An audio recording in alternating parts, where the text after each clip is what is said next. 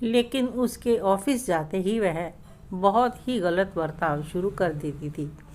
एक दिन मीता से उसकी काम वाली जानकी ने कहा, भाभी मेरे भतीजे का जन्मदिन है, हो सकता है कि मैं कुछ दिन काम पर ना आऊँ।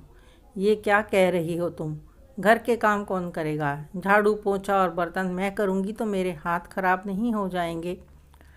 आप लोगों के पास खाने पीने के पैसे तो होते नहीं और जन्मदिन मनाने को चल पड़े। दिमाग तो ठीक है ना तुम्हारा? जानकी ने कहा, भाभी हम लोग अगर दिन त्योहार मनाते हैं तो क्या हम आपसे पैसे मांगते हैं? हम तो मेहनत करते हैं और अपनी कमाई से ही खाते दिन त्योहार मनाते हैं और यही तो हमारे लिए खुशियाँ होती हैं। लेकिन एक बात बताओ भाभी, कि क्या अमीर लोग ही अपने बच्चों के जन्मदिन मना सकते हैं? हम गरीब लोगों की कोई भावनाएं नहीं होती हैं? अगर आपको ज़्यादा दिक्कत है तो दूसरी काम वाली रख लीजिए, पर मुझे फालतू की बातें तो सुनाओ मत। मैं कल से काम पर नहीं आऊँगी। हमारी भी कोई इज्जत है। इतना बोलकर वह अपने बचे हुए काम करने लग गई और मीता गुस्से से मुंह फुलाकर अपने कमरे में चली गई। कुंती जी उन दोनों की बातें सुन रही थी और वह एक गिलास ठंडा पानी ले आई और बोली, लो जानकी बेटा, इसे पी लो। तुम बहुत थक गई होगी। माँ जी, एक आप ही हो इस घर में जो गरीबों को इंसान समझती हो। मैं आपकी खातिर ही इस घर में आती हूँ, नहीं तो इस घर में काम करने को बिल्कुल मन नहीं करता। जो आपके साथ इस घर में जो कुछ होता है देखकर दिल बहुत दुखता है। कुंती जी बोली, जानकी बेटा, एक विनती है तुमसे कि अपने भतीजे का जन्मदिन मनाकर जल्दी से जल्दी वापस काम पर आ जाना। नहीं तो तुम जानती ही हो कि घर का सारा काम तो मुझे ही करना पड़ेगा।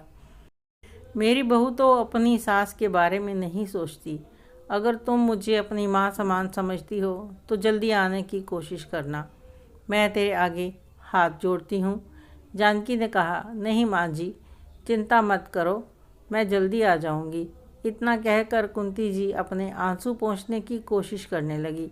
जानकी उनको देखकर सोचने लगी, हे भगवान, ऐसी ज़िंदगी क्यों देते हो जहाँ पैसे कमाने वाले बच्चे तो होते हैं पर माँ की कदर करने वाली बहू नहीं होती। न जाने इस धरती का बोझ कब तक बढ़ता रहेगा। इतना कहकर वह दूसरे घरों में काम करने के लिए चली गई। अगले दिन सुबह कुंती जी अपने टाइम से सोकर उठी और नहा धोकर पूजा पाठ करके बरामदे में जाकर बैठ गई। रोशन भी सुबह उठकर बोला, माँ, आज कुछ खास है क्या जो इतनी जल्दी जाग गई हो? एक आप हो और एक आपकी बहू है जो अब तक सो रही है। चलो मैं सैर करके आता हूँ। रोशन के जाते ही मीता आ गई और बोली, मम्मी जी, आप यहाँ बैठे हो, आपको पता है ना कि आज जानकी नहीं आएगी। फटाफट नाश्ते की तैयारी करो, तब तक मैं राजू को जगाती हूँ। याद रखना, 3-4 दिन थोड़ी मेहनत ज़्यादा करनी पड़ेगी। खुद को देखो, बैठे बैठे खा खा के अपने शरीर की चर्बी बढ़ा रखी है। अब तो वह भी सही हो जाएगी। अब उठो, मेरा मुंह ना देखो। उनके आने से पहले नाश्ता रेडी कर लो। इतना कहकर मीता अपने कमरे में चली गई। बेचारी कुंती जी अब तो कुबड़ी हो चुकी थी, फिर भी अपने बेटे के लिए जैसे कैसे करके उन्होंने खाने की तैयारी की। करीब घंटे बाद मीता जल्दी जल्दी रसोई में आई और कहा, बचा हुआ काम मैं कर लूँगी, आप जाकर थोड़ी देर पंखे के नीचे बैठो और थोड़ी देर को आराम कर लो। कुंती जी को बड़ी हैरानी हुई कि बहू ने अचानक आराम करने के लिए कैसे कह दिया। जैसे ही वह रसोई से बाहर निकली तो उन्होंने देखा कि बाहर से रोशन आ रहा था और वह समझ गई कि इसी वजह से बहू ने उनको रसोई से बाहर भेज दिया। पत्नी को रसोई में काम करते देखकर रोशन बोला, आज तो रसोई में बहुत काम हो रहा है। तो मीता बोली, अब 4 दिन तक जानकी तो काम पर नहीं आएगी। मेरी तो हालत ख़राब हो रही है। नाश्ता तैयार कर रही हूँ, आप फटाफट तैयार हो जाओ, अब मुझे फ्री टाइम नहीं मिलेगा। ऑफिस जाते समय राजू को स्कूल छोड़ते जाना। अब कोई और तो मेरी मदद नहीं करता, कम से कम आप तो कर दिया करो। रोशन ने हाँ में सिर हिलाया और रसोई से बाहर चला गया। पूरे 2 दिन तक मीता रोशन के आने से पहले ही अपनी सास से सारे काम करवा लेती थी और रोशन के सामने वह अच्छी बन जाती। पीछे से किए हुए बर्ताव की किसी को भनक भी ना लगने देती। पर सच्चाई कब तक छुपेगी? एक ना एक दिन तो बाहर आ ही जाती है। एक दिन मीता ने अपनी कुछ सहेलियों को शाम को अपने घर चाय नाश्ते के लिए बुलाया और कुंती जी से कहा, मम्मी जी ऐसा करो, आज पनीर के पकौड़े बना लो और थोड़ा सा हलवा बना लेना।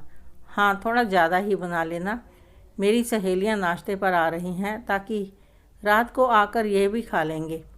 कुंती जी बोली, पर बेटा मेरी सेहत आज कुछ ठीक नहीं लग रही, चक्कर आ रहे हैं, मैं नहीं कर पाऊँगी। जब 2 दिन बाद जानकी आ जाए तब तुम अपनी सहेलियों को बुला लेना। मीता ने कहा, मम्मी जी मैं सबको बुला चुकी हूँ, अब आप मना कर रहे हो।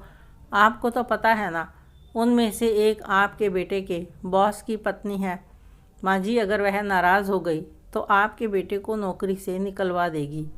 यह बात सुनते ही कुंती जी घबरा गई और बोली, ठीक है बेटा, मैं कर देती हूँ, पर पता नहीं मेरी तबीयत आज ठीक नहीं लग रही है, तो तुम भी थोड़ी मदद कर देना। और मीता बेरहमी से बोली, कुछ नहीं होगा आपको, यह तो नाटक है, मुझे पता है, जाकर आप काम करो। इतना कहकर वह चली गई और कुंती जी उसकी हैवानियत को देखती रह गई। वह सोचने लगी, काश कि मेरे बेटे को सब पता चल जाए कि बहू मेरे साथ किस तरह का बर्ताव करती है। और वह काम पर लग गई। इन सब बातों की खबर मीता ने अपनी माँ को फ़ोन करके बताते हुए दी और उनको भी नाश्ते के लिए आने का न्योता दे दिया। उसकी माँ बोली, बेटा तू सही कर रही है, करने दे उस बुढ़िया को घर के काम। मैं तो कहती हूँ अगर वह इसी तरह घर के काम करती रही तो जानकी को भी काम से हटा देना। यह काम करेगी तो कम से कम तेरी काम वाली का खर्चा तो बचेगा। इतना कहकर दोनों माँ बेटी फ़ोन पर हंसने लग गई और कितनी देर तक दोनों बातें करती रही। और कुंती जी रसोई में काम कर रही थी और बार बार पानी पी रही थी। उनका दिल घबरा रहा था, कुछ बेचैन सी हो रही थी। उनकी तबीयत ठीक नहीं लग रही थी। सारी सहेलियां आ गई थी। मीता ने अंदर से ही आवाज़ दी, खाना बन गया हो तो बाहर ले आओ। जल्दी जल्दी बेचारी कुंती जी एक एक करके सारा खाना टेबल पर ले आई। और मीता की एक नई सहेली बोली, इतनी बूढ़ी काम वाली क्यों रखी है? कोई जवान रख लेती जो फुर्ती से काम कर सके। यह बुढ़िया क्या काम करती होगी? यह बात सुनकर सारी सहेलियां कुंती जी पर हंसने लगी। कुंती जी अपनी बहू का मुंह देखने लगी। मीता बोली, आजकल अच्छी काम करने वाली मिलती ही कहाँ है? यह आप कैसी बातें कर रहे हैं? यह कोई काम करने वाली नहीं, मेरी सास है। तो दूसरी सहेली हंसते हुए बोली, तो फिर सास ही बदल लो। इतना कहकर सब हंसने लगी। सब उनका मजाक उड़ा रही थी। तो एक ने कहा, देखो तो कैसे इसके हाथ कांप रहे हैं, जैसे कि कठपुतली की तरह नाच रही है। अरे ये तो हमारा मनोरंजन कर रही है। एक सहेली ने उठकर कुंती जी का हाथ पकड़कर उन्हें ज़बरदस्ती कठपुतली की तरह नचाने लगी। यह सब अपने साथ होते हुए देखकर कुंती जी की आंखों में आंसू आ गए। उनकी तबीयत ठीक नहीं थी, उन्हें चक्कर आ रहे थे, उनका दिल रो रहा था, क्योंकि उनका आत्मसम्मान तार तार हो रहा था। उनकी बहू भी यह सब होते हुए देखकर अपनी सहेलियों के साथ मिलकर हंस रही थी। उसी समय जानकी किसी काम से वहां आ गई और यह सब होता हुआ देखकर उसकी भी आंखें भर आई। उसने गुस्से में खींचकर 2 थप्पड़ मीता की सहेलियों के गालों पर जड़ दिए और गुस्से से बोली, शर्म नहीं आती किसी बूढ़ी औरत का इस तरह से अपमान करते हुए? मीता बोली, जानकी तुम्हारी हिम्मत कैसे हुई मेरी सहेलियों पर हाथ उठाने की? तब तक उसने 2 थप्पड़ मीता के गाल पर भी जड़ दिए और बोली, माफ़ी चाहूँगी मेम साहब, आज मैं साहब को सब कुछ सच सच बता दूँगी, उसके बाद मेरी नौकरी रहे या ना रहे। तुम इतना पैसा तो मुझे नहीं देती हो कि मैं भूखी मर जाऊँगी। इन सब बातों में किसी ने ध्यान नहीं दिया कि रोशन दरवाजे पर खड़ा था। आगे पढ़ें तीसरे भाग में। और अब तक की कहानी आपको कैसी लगी? कमेंट करके ज़रूर बताएं। अच्छी लगी हो तो लाइक करें, शेयर करें, सब्सक्राइब अवश्य करें। धन्यवाद।